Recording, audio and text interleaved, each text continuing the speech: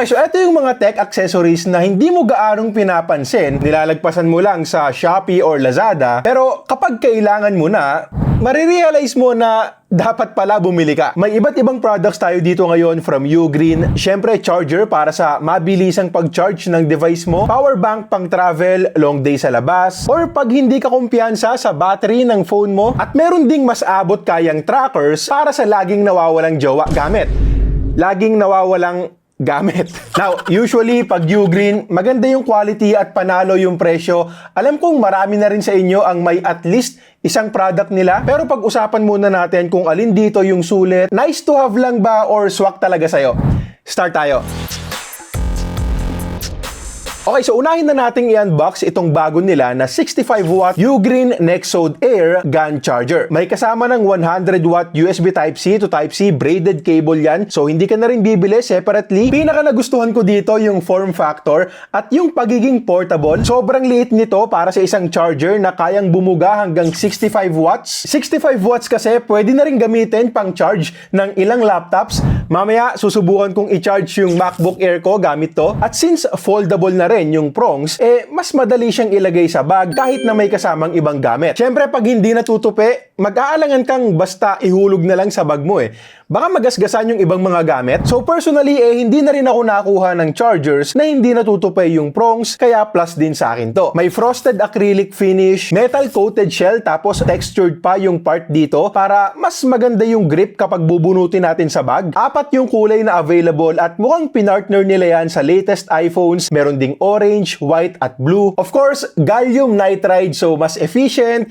mas less yung heat kapag charging na tayo. And yan din yung reason kung bakit nila napaliit to. Isa lang yung port, which is understandable naman dahil nga sa size. Portability talaga yung priority sa model na to. Para naman sa mga nagcha-charge overnight, automatic na rin yung nag-switch to trickle charging, iwas overheat. Actually, may sensors din yan sa loob para i-monitor yung temperature. At eto pa yung 9-layer protection nila to make sure na safe yung charger natin. Okay, so testing mode muna tayo. Una muna dito sa iPhone 17 Pro Max. Alam naman natin na wala tong kasamang charger sa box. So since day 1 pa lang, Ugreen charger na rin talaga yung ginagamit ko para dito. So ito, from 10% battery life tayo, 30-minute countdown, turn on, charging, start ng timer, at babalikan natin ito mamaya after natin pag-usapan itong bagong power bank nila. Ito naman yung Ugreen MagFlow Air Qi 2 Magnetic Power Bank 10,000 mAh version. May 5,000 mAh option din kasi kung gusto nyo ng mas portable. Pero kahit itong 10,000 mAh, hindi rin naman super bulky. Manipis na rin talaga para sa ganitong kalaking capacity, 13.9mm. And kahit nakadikit dito sa iPhone 17 Pro Max, kasya pa rin naman sa bulsa ko. Blue, white, tsaka gray yung available colors. Sa totoo lang, ang premium ng build, hindi kasi siya plastic. Metal enclosure yung ginamit nila dito, so pag hinahawakan ko, malamig-lamig. Kung naka-aircon or ngayong tag-ulan, syempre, silicone material yung part na pinagdidikitan ng phone natin. And yes, itong short lanyard or carrying strap ay built-in USB Type-C cable na rin, which is very useful sa mga pagkakataon na nakapagdala ka nga ng power bank pero nakalimutan mo naman yung cable.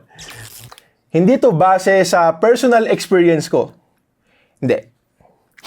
Okay. Bali, 15-watt Qi 2 wireless charging yung gamit dito at gamit yan, 33% ang aabutin sa iPhone 17 Pro in 30 minutes. Ako, sinubukan ko to sa iPhone Air. Malakas yung magnet, hindi basta-basta malalaglag yung phone mo. And from 10%, 51% ang inabot after 30 minutes at mabilis na yan para sa wireless charging. Pero kung gusto mo ng mas mabilis pa, mag-wired charging ka na lang. Since pwede rin naman, hanggang 30 watts yung charging supported kapag wired. And bukod dito sa built-in cable, may extra port pa tayo dito. So pwede kang mag-charge ng 3 devices ng sabay-sabay. Okay, so testing mode ulit tayo. Pakita ko lang yung multiple charging. So yung built-in Type-C cable ang nakatoka dito sa earbuds. Charging na yan.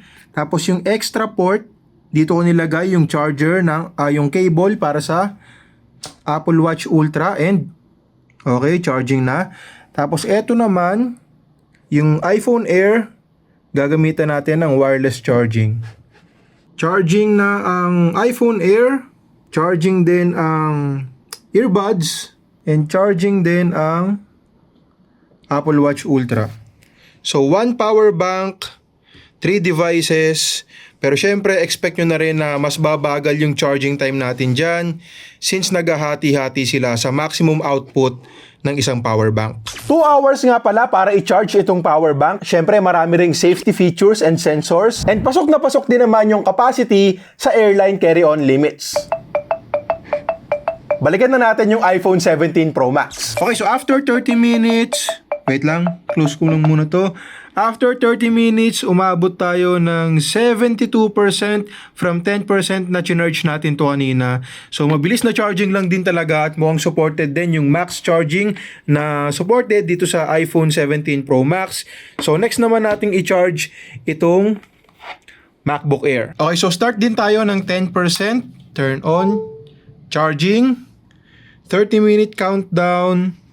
Tapos pag-usapan muna natin yung mga trackers. Bale, meron tayo ditong Find Track 2 and Find Track Mini 2 Smart Finders. Same specs lang naman tong dalawang to, magkaiba lang ng itsura. Football design tong isa na mas magandang gawing keychain. Sabi nga ng misis ko, hindi siya mukhang tracker. So ilalagay na lang namin sa bag ng anak ko. Bale, mas murang alternatives to sa AirTags na 2,000 ang isa. Eto, less than 600 meron ka na or baka nga lower pa kapag may promo. Link sa description. Best feature nito para sa akin yung 5 to 7 years na battery life. I mean, magagamit mo talaga siya ng sobrang tagal. Sa presyo nga nito, okay na sa akin pag tumagal ng 2 to 3 years. And syempre, dedepende pa rin yan sa paggamit mo. But grabe yung estimate nila na 5 to 7 years. Hindi natin matetest yun, pero sana legit since hindi rin naman replaceable at hindi rin rechargeable yung battery dito. IP68 rated, so hindi rin problema kahit mabasa o maulanan. Wala nga lang ultra wideband support, so unlike sa AirTags, hindi niya tayo mabibigyan ng directional arrows for short range, centimeter level precision. Pero kapag nasa area ka na at malapit ka na dito sa mga trackers, pwede mo naman silang patunugin. 110 decibels, so malakas din. Okay, so quick sound test lang sa loudness kapag pinatunog natin.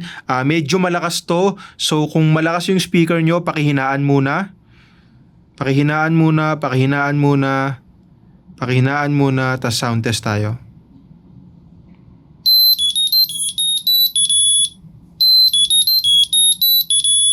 Lakas din. May forgotten item alert, so magno-notify din sa phone natin kapag halimbawang umalis ka sa bahay tapos na-detect niya na hindi mo dala yung susi mo or kung anumang gamit na pinaglagyan mo nitong tracker. And by the way, sa iOS nga lang pala supported tong mga to, works with Apple Find My.